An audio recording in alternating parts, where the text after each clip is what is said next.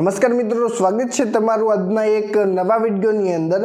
तो मित्रों, आजना समाचार विषय बात करवानी है ए पहला जो तमे चेनलनी अंदर पहली बार आव्या छो तो मित्रों चेनलने जरूरथी सब्सक्राइब करी देजो। अने मित्रों जो तमने विडियो पसंद आवे तो मित्रों विडियोने एक लाइक पण जरूरथी करी देजो। तो मित्रों चालो वधारे समय न बगाड़ता आजना आ विडियोनी शरूआत करीए। तो मित्रों आजना सौप्रथम समाचारमां जोईए तो मित्रों हवामान विभागने लईने मोटा समाचार सामे આવ્યા છે। तो मित्रों हवामान विभागની આગાહી મુજબ આગામી 3 દિવસમાં ગુજરાતના તાપમાનમાં 2 થી 3 ડિગ્રીનો વધારો થશે અને અમદાવાદ સહિત વિસ્તારોમાં મહત્તમ તાપમાન 40 ડિગ્રી સુધી પહોંચી શકે છે અને બંગાળની ખાડી તરફથી આવતા ભેજવાળા પવનો અને પશ્ચિમી વિક્ષેપને કારણે તાજેતરમાં વાતાવરણમાં અણધાર્યા ફેરફારો જોવા મળ્યા હતા અને હવે વરસાદની કોઈ શક્યતા નથી તેવું પણ હવામાન વિભાગે જણાવ્યું છે અને જેથી આવનાર દિવसनी अंदर तापमान में हवे वधारो थशे तेवुं पण अत्यारे हवामान विभाग तरफथी जणाववामां आव्युं छे। एटले के मित्रों हवे गुजरातनी अंदर कोई वरसादनी शक्यता नथी। मित्रों हवे तापमान 2 થી 3 डिग्री वधशे। मित्रों त्यार पछीना समाचार जोईए तो मित्रों देश माटे चिंताना समाचार सामे आव्या छे।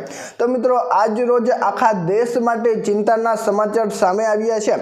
मित्रों तेनी अंदर वात करीए तो मित्रों एप्रिल थी शरू थता हवाई मुसाफरो વધુ મોંઘી થઈ શકે છે। મિત્રો જો તમે હવાઈ મુસાફરી કરવાના હોવ તો મિત્રો એપ્રિલ મહિનામાં આ મુસાફરી વધુ મોંઘી થઈ શકે છે।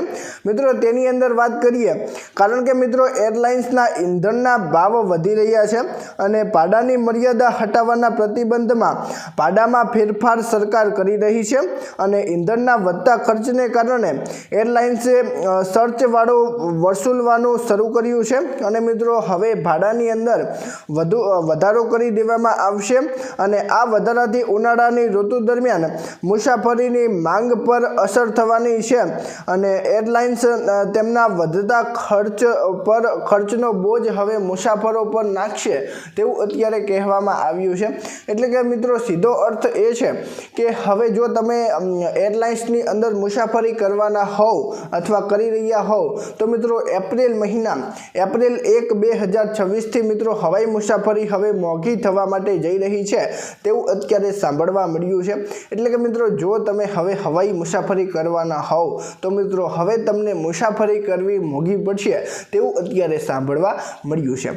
मित्रों त्यार पछीना समाचार जोईए तो मित्रों पेट्रोल डीजल हवे मोंघू थशे। मित्रों देश में पेट्रोल डीजल ने लईने मोटा समाचार सामे आव्या छे। मित्रों आज रोज श्रीलंका में पेट्रोल डीजल ना भाव में फरी एकवार वधारो करवामां आव्यो छे।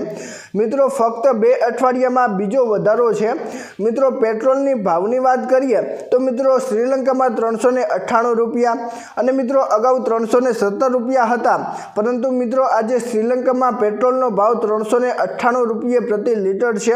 एटले के मित्रों 79 रुपया पेट्रोल मोंघू थयुं छे। अने मित्रों ज्यारे डीजलनी वात करीए तो मित्रों डीजलनो भाव आज रोज मित्रों 382 आसपास जोवा मळ्यो छे अने मित्रों ईंधणनो वपराश घटाडवा माटे प्रोत्साहित करवा माटे हवे भाव वधारा करवामां आव्या छे।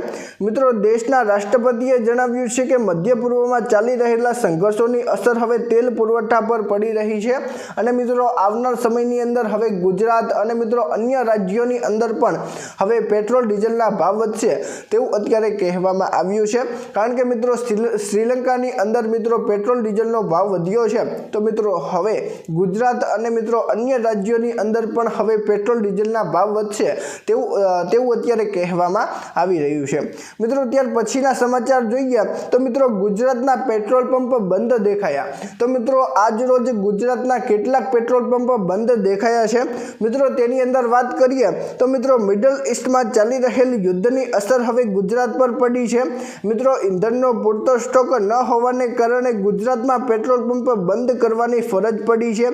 मित्रों ईंधणना अभावे राजकोट शहर और जिल्लाना केटलाक पेट्रोल पंप बंद करवा पड्या है अने मित्रों ईंधणनी अछत वच्चे पेट्रोलियम डीलर्स और एसोसिएशननी पण बैठक अत्यारे बोलाववामां आवी छे। मित्रों आज रोज मित्रों गुजरातना केटलाक पेट्रोल पंप बंद हालत में જોવા મળ્યા છે મિત્રો। આની અંદર ખાસ વાત એ છે કે મિત્રો અત્યારે ઈંધણનો પૂરતો સ્ટોક છે, પરંતુ મિત્રો ભારે પબ્લિકને કારણે અત્યારે મિત્રો ઈંધણ હવે થોડાક જ સમયમાં પૂરું થઈ રહ્યું છે અને તેમાં મિત્રો અત્યારથી જ ગુજરાતના કેટલાક પેટ્રોલ પંપ બંધ હાલતમાં જોવા મળ્યા છે। તો મિત્રો આ વિશે તમારું શું કહેવું છે નીચે કોમેન્ટ કરીને અવશ્ય જણાવજો।